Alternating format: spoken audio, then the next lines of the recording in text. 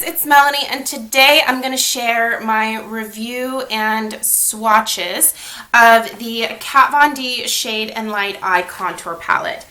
A lot of people have talked about this, a lot of people have swatched it, a lot of people have done reviews on it. I thought I would put my 2 cents in only because I don't necessarily think that this particular palette is going to be for everybody.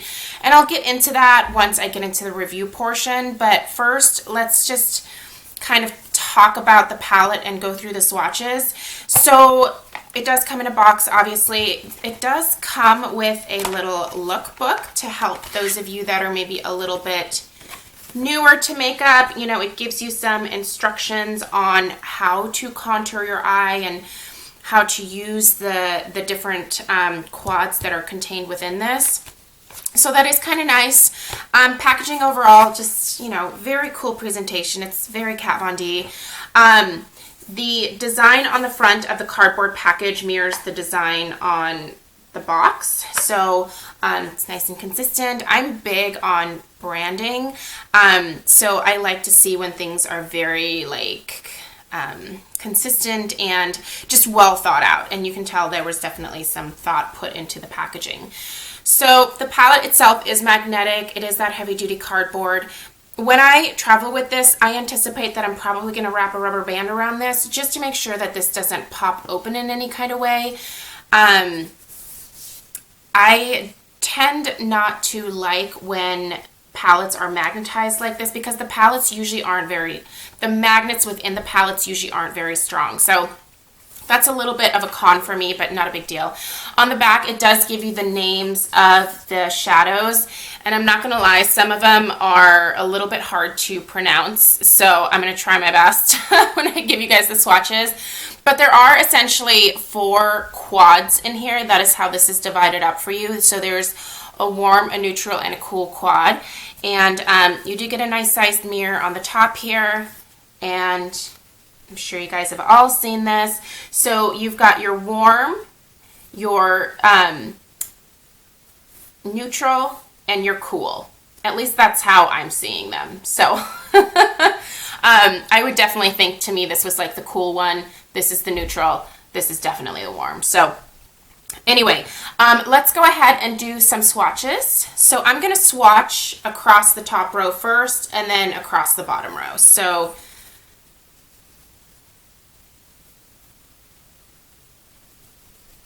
okay, so that right there is the top row. And so my middle finger is the latest. This is Lazarus, and this is Ludwin over here. So that's the top row for you. I'm sorry if I butcher any of the names. I'm going to try really hard not to. And then I'm just going to go across now with sets of 3. So let's do the first 3. So that is Samael, Solus, and Lucius. So those are your first 3 right there in the palette. Just making sure I'm wiping off my hands really well. I've got a clean, Kleenex. I have the worst mom brain.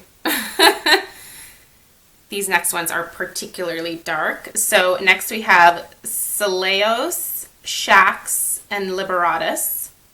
So those are those 3 right there.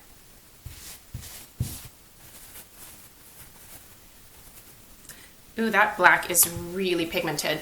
That is a really, really dark, deep black. Let me make sure to get that off of there. I don't want to use like a wet wipe or anything because I feel like it'll alter the swatches. Okay. Oh, and that last one is really soft. It's a pretty thick swatch there. So we've got Succubus, Sitir. Oh God, I totally butchered that one. And then Latinus. So those are the last 3. Okay, so there's just some swatches for you. They are incredibly pigmented. They are very soft. They kick up a lot of dust, and I'm sure you could see in some of the swatches that the swatches looked a little bit like powdery and almost chunky. When you run your brush across them, there is definitely a tendency to pick up a lot of product. So this is a palette that you do have to be very careful with, and you want to kind of like, you know, shake off the excess on your brush. My eye look today, I wish that I could tell you like which shadows exactly I used, but I literally probably used like 5 or 6. I just kind of hopped between the different quads and just kept piling things on until I got to something that I liked.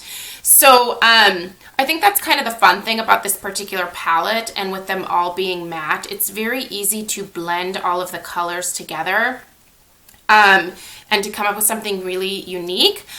I think it's a little bit harder to do that with shimmer shadows, at least that's my opinion. I find matte shadows easier to like mix and match and blend together.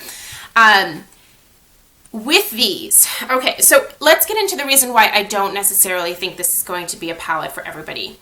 They are extremely pigmented, and if you are not used to blending your shadow, if you're not comfortable doing that yet, or you're not quite very good with it, I think that you might struggle to use this particular palette.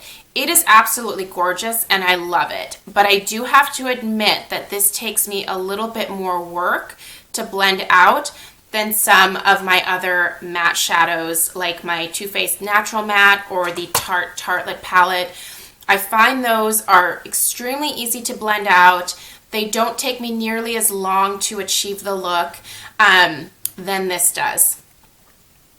I don't mind that. I tend to, like, I make the time to like do my makeup, especially when I record videos. So I don't mind that, but I feel like this could become an issue for a lot of people who say are getting ready in the morning to go to like an office job and they're just trying to come up with a good neutral look.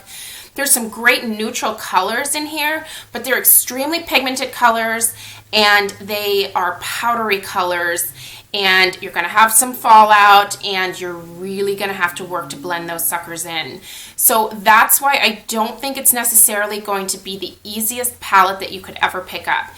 Is it absolutely beautiful for a matte eyeshadow palette? No doubt. It's stunning and I would buy it over and over again. But I don't want everyone to get the impression that like you can just pick this up and like slap it on your eyes. It's not that type of palette. Overall, I give it 2 thumbs up. I feel like she did a beautiful job with the formulation of the shadows. I love the amount of pigment. I love that I can mix so many of these colors together and they don't turn into a muddy mess. I love the wear of them. They wear really well throughout the day. There's no fading at all. The fallout, you know, I definitely have to make sure to take a fluffy brush and sort of brush that away after I'm all done. But I tend to do that with most eyeshadows anyway, so it's not really a big deal. But I do notice a lot more eyeshadow fallout with this particular formula. I think if you are someone who is a little bit more comfortable with makeup, a little bit more advanced, and you are ready to sort of put in the work with this palette, it's a must-have. It's absolutely beautiful. However, if you are newer to makeup, I would probably suggest starting out with something that is a little bit easier to blend, like the Too Faced Natural Matte palette. I did do an in-depth review in Swatches of this palette, or the Tarte Tartelette palette. There's lots of options out there for matte eyeshadow palettes now, and I think that that's fantastic. That's something that was really lacking for a long time. But just know that this is not necessarily going to be like a straight across the board, like everybody's going to buy it, everybody's going to love it kind of palette. So those are just my thoughts. Hopefully this was helpful for you guys. Please let me know if you have any questions down below. I still haven't decided whether I'm going to do a tutorial with this palette. Tutorials are a lot of work for me, and so I don't like to do them too often. But I mean, definitely in the future at some point, maybe in the fall, I will definitely do a tutorial with this. But I think for the time being, I'm going to focus on some other things rather than the how-tos or the tutorials. So hopefully this was helpful for you guys. Let me know if you have any questions down below. For those of you that are gonna like ask about what's on my lips, I am trying to put down in the description box what I have on my eyes and on my lips every single day, but I might as well kind of tell you at the end of the videos. I noticed that Kristen Game does that, and it seems to be helpful because there's some people that typically don't want to look in the description box. So all I have on my lips today is the matte lipstick from NYX in the color Whipped Caviar. So this one's broken, that's why it doesn't want to stay up. So that's what I have on my lips right now.